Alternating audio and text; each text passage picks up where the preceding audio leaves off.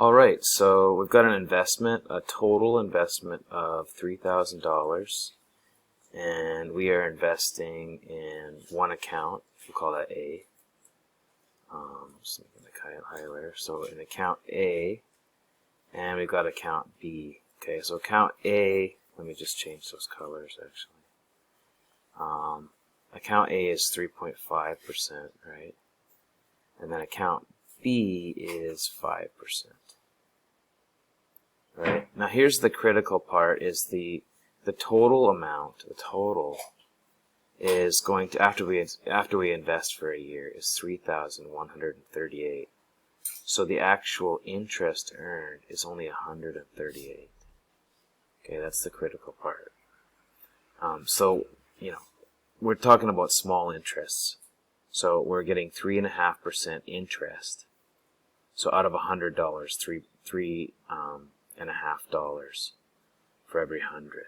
Okay, and 5 for every 100 on account B. So it wouldn't make sense that we would have interest that was more than the actual investment. Okay. All right. So we know the total amount of money. So all of A plus B is 3,000. We know that.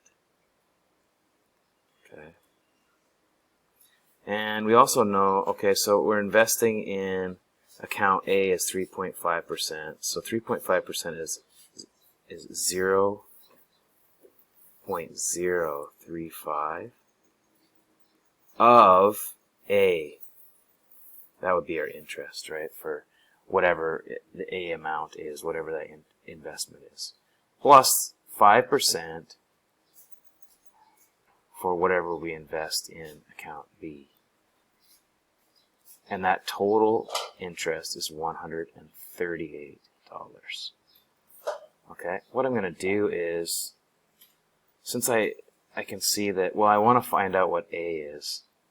So if I isolate A here, we can solve for A by substituting. Actually, if I isolate B, then I will have A into the equation and I'll solve for A. That would be the better option. So let's say B is equal to 3,000 minus A. Okay, I don't have to do this, but I like to clear the decimals out. I really do. And so what I'm going to have to do is I'm going to have to times everything by 1,000 in order to do that. So I'm going to have some big numbers, and you wouldn't have to do this to substitute because you're going to be using your calculator, so that's fine. Alright, so we're going to have 35A plus 50B is equal to 138,000. Okay, now I'm obviously going to substitute for B here. Okay, so that's what I'm going to do. I'm going to substitute for B here. So let's go ahead and do that. So I've got 35A plus 50 times B, and B is 3,000 minus A is equal to 138,000. Alright, so let's go ahead. We're going to have to do some distributive property here. So 35A, the nice thing is I only have A to deal with.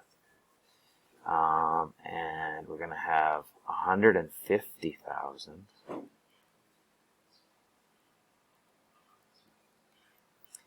minus 50A equals 138,000. Okay, so when I combine the like terms, I end up with negatives.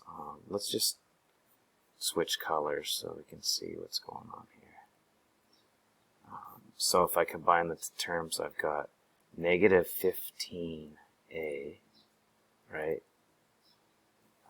is equal to, and if I subtract 150,000, or both sides, I'll have 12,000 for, or rather that would be negative 12,000, right? So I'm subtracting 150,000 here. So when I divide both sides by negative 15, A is equal to 800. Okay, so the amount invested in account A is $800. So it's $800 in account A. And that's all it's really asking for. I mean, we could determine what B was, but that answers the question.